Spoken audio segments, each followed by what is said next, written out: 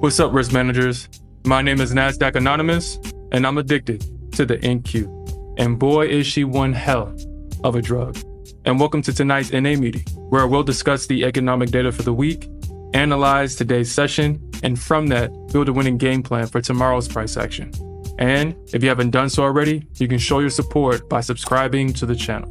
And with that said, let's jump into the charts now. This is tomorrow's data, and be mindful that all times are in Central Time. And we have a big block of news scheduled for tomorrow, so let's jump into it. At 7:30, we have the Chicago Fed National Activity Index for the month of September, and we have initial and continuous jobless claims for the month of October. At 7:45 and 8:45, we have Fed Hammock speaking, and we have the S&P Global Composite Manufacturing and Service PMI for the month of October.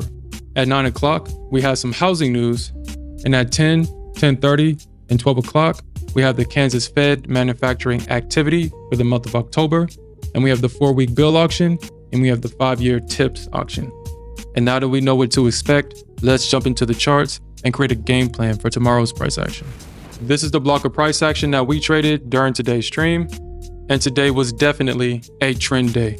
And to be more precise, today was a mass sell-off day. And as I analyze the charts, I see about 3 clues that's going to be essential for helping us find the best trades going into tomorrow's stream. So let's jump into it. During the overnight session, the Nasdaq opened slightly bearish and traded 463 points to the downside into a previous area of support.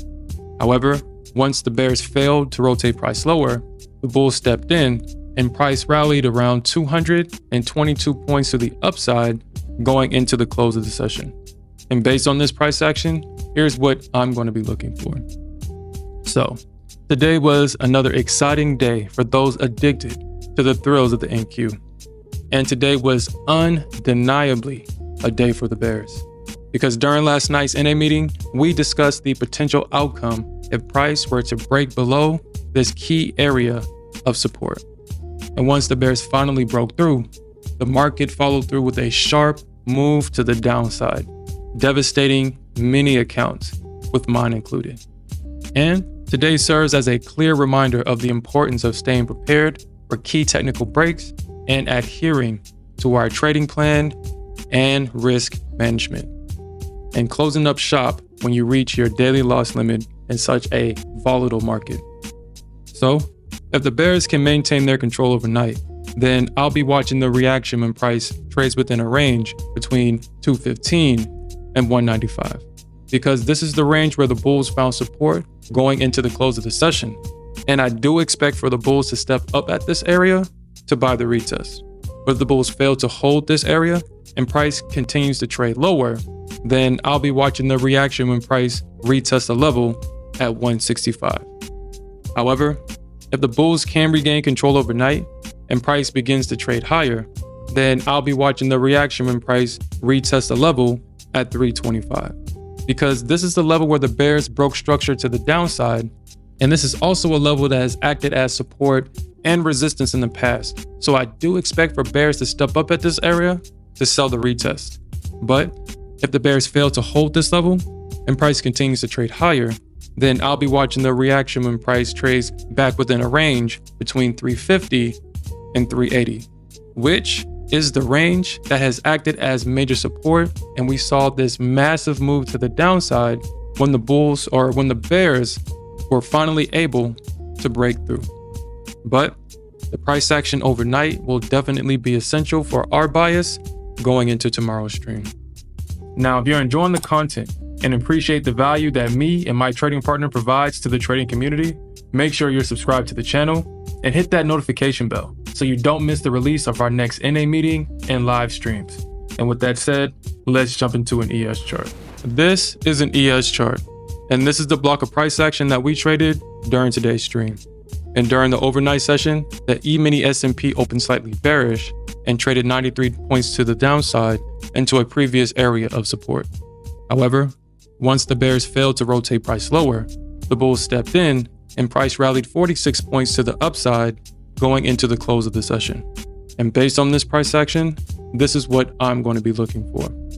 So just like the NQ, price traded to the downside back into a previous area of major support.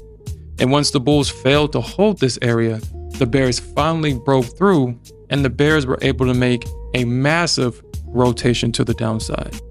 But we did see a profit-taking rally going into the close, and we also saw a bullish reaction to Tesla's earnings release. But if the bears can maintain their control overnight, then I'll be watching the reaction when price trades within a range between a 20 and a 15. Because this is the area where the bulls found support and broke structure to the upside going into the close of the session, and I do expect for passive buy orders to be resting in this area to buy the retest. But if the bulls fail to hold this area and price continues to trade lower, then I'll be watching the reaction when price retests the level at 808.